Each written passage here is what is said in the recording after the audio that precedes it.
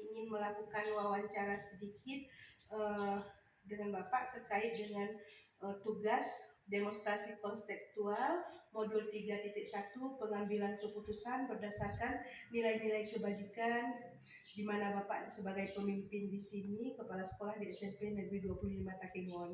Iya, boleh. Baik Pak, kira-kira nih Pak, pernah nggak Bapak mengalami satu kasus yang menjadi dilema bagi Bapak ketika Bapak mengambil keputusan? Oh, sebenarnya itu banyak. Iya Pak? Tapi kita kan harus pertama ketika ada kasus itu, pertama sekali kita harus identifikasi dulu. Iya. Apa kasus, yang mana dampaknya nantinya. Karena kalau dilema yang seperti itu, tadi kan banyak menyebabkan di kita mau dinaikkan kelas. Sebenarnya kalau dari segi peraturan itu sudah jelas nih. Apalagi di K13 dulu, misal 3 lewat 4 mata pelajaran yang masih di bawah KKM itu, Iya. itu otomatis sebenarnya sudah nggak naik kelas. Iya, iya, iya. Kemudian pelanggaran peraturan, kita ada bikin poin di sekolah itu apabila melewati batas dari itu, sebenarnya sudah bisa dikeluarkan dari sekolah. Tapi untuk memutuskan itu kita harus klarifikasi, kemudian bukti otentik data kita sejauh mana, penanganan kasusnya bagaimana. Itu yang harus kita lewati untuk mengambil keputusan di akhirnya. Baru di rapat besarnya itu dengan bukti datanya, kemudian penanganan kasus kita sudah panggil orang tua walinya. Nah itu kan mudah nanti gitu. Karena dilema itu pasti di akhirnya itu, apalagi di naikan kelas. Oke. Jadi dari kasus yang Bapak sampaikan ini dalam pengambilan keputusan ini, sepertinya Bapak mengalami kasus dilema etika Pak ya, dalam penentuan kenaikan kelas bagi ada siswa-siswa beberapa yang tidak memenuhi kriteria Pak ya. Oke, baik Pak. Kemudian bagaimana Pak dalam menjalankan keputusan di sekolah selama ini Pak, terutama pada kasus-kasus seperti yang Bapak sampaikan tadi, di mana ada dua kepentingan, yaitu sama-sama benar atau sama-sama mengandung nilai kebajikan, kan Pak? Karena gini, kalau misalkan siswa tadi yang melakukan yang tidak memenuhi kriteria untuk kenaikan kelas, otomatis itu akan berpengaruh kepada siswa tersebut dan juga akan berdampak kepada institusi pendidikan kita, sekolah kita ya Pak ya.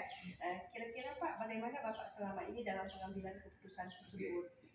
Ini contoh di dilema etika, nilai kebajikannya. Ini salah satu anaknya ini ketika mungkin di ujian dia nggak ikut. Nah, kita dulu di K13 kita kan ngambil nilainya itu kan 211. 50% untuk proses latihannya itu, 25% untuk ujian tengah semester, 25% di ujian akhirnya, ujian sekolahnya itu. Misal dia nggak ikut di ujian akhirnya itu kan cuma 25%. Kemudian dia kesehariannya bukan hanya dari nilai, ketika dia bagus enggak, betul dia bagus. Nah, kemudian kita menggali informasi, kenapa enggak hadir di ujian. Kita konfirmasi ke orang tuanya, konfirmasi ke kawan-kawan yang dekat dia, kenapa? Oh, rupanya dia nggak bisa hadir ke sekolah karena keretanya rusak. Keretanya cuma satu-satunya. Dan letak dari sekolah kita jauh, misalnya di Baru dia itu kan mobil nggak ada situ. Jadi kita gali dulu kenapa dia nggak hadir. Jadi kan ketika kita mengambil keputusan mudah. Kemudian kita klarifikasi kepada guru yang bersangkutan, wali kelasnya, kemudian BK. Jadi ketika nanti kita mengambil keputusannya itu mudah. Berarti langkah-langkah atau prosedur yang biasanya Bapak lakukan selama ini dalam pengambilan keputusan seperti yang Bapak sampaikan barusan. Kita melibatkan semua stakeholder. Berarti dengan melibatkan walinya juga. Dengan wali siswanya juga ya, koordinasi dengan semua stakeholder Pak ya, termasuk wali siswa, guru BK tadi Pak ya. Betul. Ketika nanti sebenarnya kita mengambil keputusan, sebenarnya walinya pun udah tahu dia mana arah keputusannya itu. Baik Pak, kemudian ada nggak Pak hal-hal yang Bapak anggap efektif selama ini dalam pengambilan keputusan-keputusan seperti tadi yang Bapak hadapi tadi, yang bisa kita katakan itu merupakan kasus dilema etika Pak ya. Kira-kira ada nggak langkah-langkah yang Bapak anggap efektif dalam pengambilan keputusan tersebut? Pertama identifikasi, kemudian kevalidan data kita. Setiap ada kasus datanya itu harus konkret dan lengkap. Nah, kemudian hal-hal perbaikan waktu ada kasus itu ada nggak kita tangani. Jadi mudah. Kemudian semuanya melibatkan stakeholder di sini. Artinya beruntut ya, mulai dari gurunya dulu. Karena informasi yang pertama dapat dia mungkin kan dari guru, dan adik-adiknya, kemudian ke wali kelasnya. Wali kelas ini ada nggak sudah menghubungi walinya, kemudian baru ke BK-nya, penanganan di BK ini untuk hal tersebut ada nggak sudah. Kemudian kita bawa ke rapat besar. Nah, jadi biar diketahui keseluruhan. Jadi kalau itu muncul nanti sama serupa kasusnya seperti itu, tindakan yang diambil oleh guru, wali kelas atau BK-nya itu sudah mudah. Iya. Iya baik Pak. Kira-kira Pak ada nggak tantangan Bapak dalam pengambilan keputusan pada kasus-kasus seperti tadi, seperti yang Bapak sebutkan tadi? Oh jelas, tantangannya kan sangat antara itu tadi, pengambilan naik kelas dan tidak kelas. Contoh, ini tadi contoh ketika satu lagi yang bujukan moral. Kita tidak menaikkan kelas yang kemarin satu. Di situ aja di rapat besar kita antara bagaimana nanti Pak dengan sekolah kita. Tapi kalau data kita akurat, jelas, kemudian kita panggil, walinya sudah kita informasikan, sudah kita panggil, kita pasti berani untuk mengambil keputusan walaupun dia tidak naik kelas. Karena syaratnya apa? Satu dari syarat poin untuk kenaikan kelasnya tidak terpenuhi. Satu, kredit poin yang sudah dilanggarnya pun sudah melebihi. Kemudian dampaknya ketika nanti kita tidak menaikkannya, tapi dengan kasusnya itu sudah besar misalnya, bagaimana dampak dengan siswa yang lain? Jadi nanti kan ketimbang dampaknya itu besar, walaupun dengan berarti kita harus tidak naikkan dia. Iya, kira-kira Pak ada nggak Bapak buat jadwal tertentu untuk penyelesaian kasus ini Pak? Oke, kalau penyesuaian itu tentu kan tidak ada. Munculnya itu ketika ada kasus tapi kalau untuk bentuk penanganannya itu kan sudah kita koordinasi dengan guru, paling tidak di BK-nya itu. Artinya harus pertama identifikasi, kemudian penanganan kasusnya bagaimana. Nah, tidak bisa terjadwal. Terjadwal itu kan dapat rutin kita cuma untuk hal tersebut. Kemudian di rapat akhir kenaikan kelas. Biasanya Pak ya, untuk penentuannya. Iya. Baik Pak. Kira-kira Pak ada nggak faktor yang selama ini yang mempermudah ataupun membantu Bapak dalam mengambil keputusan dalam kasus seperti ini? Seperti yang dikatakan itu tadi,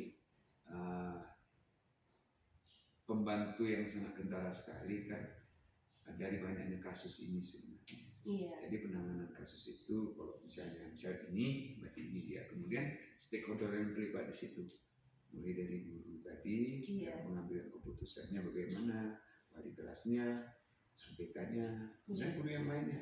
Jadi itu menjadi bukti penguat sebenarnya.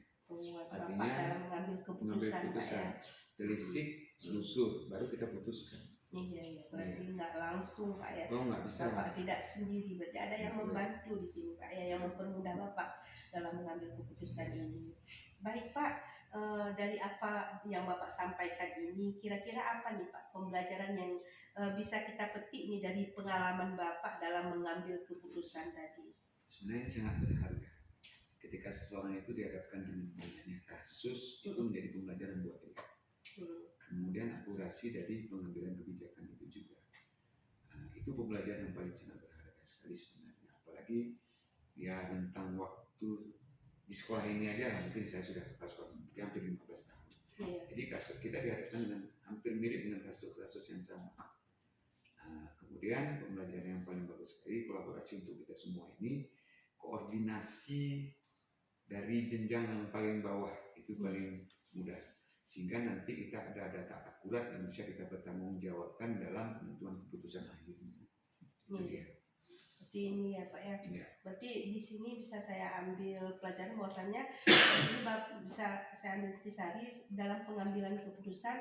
Stakeholder di sini koordinasi dengan semua warga sekolah itu sangat penting, sangat membantu Bapak dalam mengambil keputusan-keputusan yang seperti tadi dalam kasus dilema etika tadi Pak ya.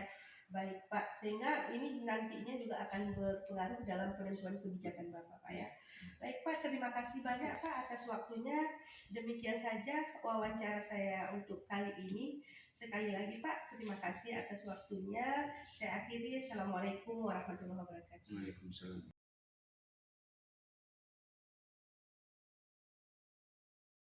Assalamualaikum Pak. Waalaikumsalam, Bu.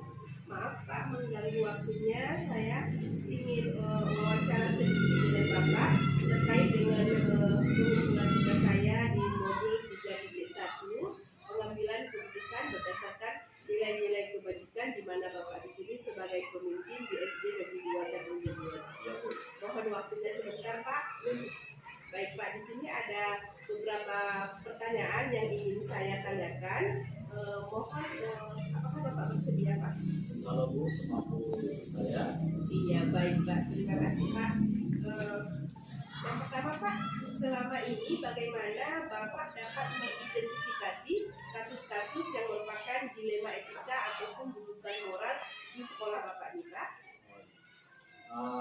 Begini, Bu, kalau masalah kasus-kasus yang berkaitan dengan etika dan kebutuhan moral kan sama aja kita berjalan ke persimpangan, ya. Kita tentukan mau ke kanan atau ke kiri karena sama-sama benar, ya. Iya. Ya, sedangkan satu lagi kebutuhan moral ini tentu keputusan kita ambil yaitu keputusan benar atau salah. Iya Pak. Baik Pak, selama ini Bapak bagaimana dalam menjalankan pengambilan keputusan di sekolah ini, terutama untuk kasus-kasus di mana ada dua kepentingan seperti yang Bapak sampaikan tadi, yaitu yang sama-sama benar atau sama-sama mengandung nilai kebajikan Pak? Ya tentu kalau ada kasus yang sama-sama benar atau mengambil kebajikan, yang pertama bahwa apakah kasus itu memang kasus yang memang harus kita selesaikan dengan segera dan perlu perbaikan. Yang kedua tentu kasus itu harus kita ini sesuai dengan nilai kebajikan, dan tentu kasus itu apabila dilakukan keputusan itu dapat dilakukan. Dapat, jadi keputusan yang diambil ini harus dapat dipertanggungjawabkan Pak ya.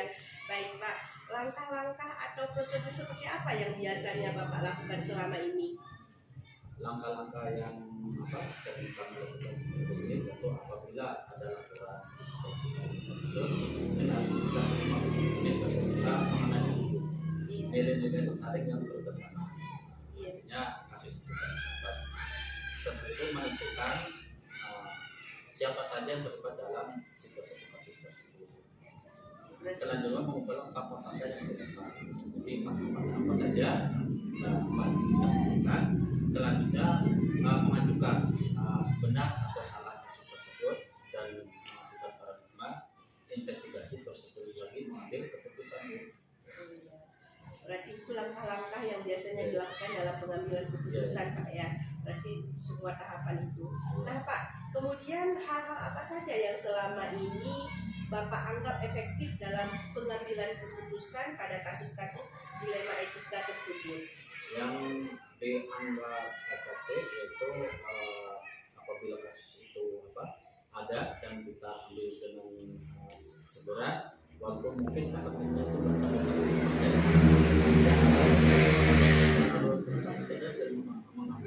keputusan dengan segera. Tegas mengambil keputusan dengan segera itu ya yang Bapak anggap efektif Pak ya. Kemudian Pak, apakah ada tantangan Pak dalam pengambilan keputusan tersebut? Kalau dalam setiap mengambil keputusan tentu ada tantangan, karena kadang-kala keputusan kita ambil ini tidak memuaskan semua pihak. Iya. Itu salah satu tantangan. Iya. Dan belum tentu juga keputusan kita ambil dapat diterima sepenuhnya. Kita sebagai keputusan. Iya. Berarti itu tantangannya Pak ya. Iya. Kemudian Pak, apakah Bapak memiliki jadwal tertentu apabila ada kasus seperti yang Bapak sampaikan tadi? Apakah ada jadwal tertentu Bapak untuk menyelesaikannya? Kalau ada Pak, apa bentuknya seperti apa? Bagaimana prosedur Bapak menjalankannya? Yang jelas kalau misalkan ada kasus jadwal tertentu untuk saat ini namanya belum ada, artinya situasional. Jadi kasus itu ya perlu diselesaikan dengan segera, atau mungkin kalau memang kita bisa sekarang putuskan atau diselesaikan, ya kita minta waktu. Karena kalau permasalahan atau keputusan kita ambil dengan cara tergesa-gesa, nanti keputusan akhirnya mungkin kurang bagus. Ini tidak tepat sasaran Iya. Berarti tidak ada jadwal khusus Pak ya. Berarti situasional. Iya. Ya baik Pak. Kemudian Pak, adakah seseorang atau faktor apa yang selama ini membantu ataupun mempermudah Bapak dalam pengambilan keputusan terkait dengan kasus-kasus dilema tadi? Untuk saat ini ya tentu faktor yang membantu ya guru-guru kita, ya, karena guru kita rekan kita. Jadi sebagai atasan kan belum tentu bisa mengambil keputusan sepenuhnya. Kadang mungkin penonton kita kurang atau kasus itu bagi kita kurang bisa untuk diputuskan sendiri, ya kita minta pendapat dengan rekan-rekan. Berarti rekan-rekan guru di sini sangat membantu Ya, Bapak sangat dalam membantu. mengambil Ya. keputusan Pak ya. Baik Pak, dari semua hal yang Bapak sampaikan, pembelajaran apa yang dapat dipetik dari pengalaman Bapak dalam mengambil keputusan terkait dengan dilema etika tersebut? Ya, yang jelas pengambilan keputusan ini kita berbasis pertama kepada hasil akhir. Ya. Hasil akhir dari keputusan kita ambil ini. Terus satu lagi berpikir secara peraturan, artinya ini bertentangan dengan peraturan yang memang sudah ada di kita atau yang kita lakukan. Yang terakhir yaitu berpikir berbasis jangka pendek maupun jangka yang panjang. Berarti itu sudah sesuai dengan prinsip-prinsip ya, ada prinsip dalam pengambilan keputusan ini Pak ya. Ya, terus satu lagi rasa peduli kita, Bu. Jangan sampai ada permasalahan berlarut-larut gitu. Iya, baik Pak. Sungguh luar biasa nih Pak pengalaman Bapak di sini. Terima kasih, ini sudah selesai Pak. Oh iya, Bu. Terima kasih banyak Pak Ya, Bu. atas waktunya. Mudah-mudahan bisa menjadi lebih baik lagi, dan ini juga menjadi pembelajaran untuk saya bagaimana sih cara mengambil keputusan yang baik. Terima kasih banyak Ya, Bu, Bapak. terima kasih, Bu, atas waktunya bisa berkunjung ke sekolah kami. Iya, Pak. Iya Pak. Sukses untuk Ibu, ya. Iya, terima kasih Bapak. Ya, Bu. Assalamualaikum. Waalaikumsalam.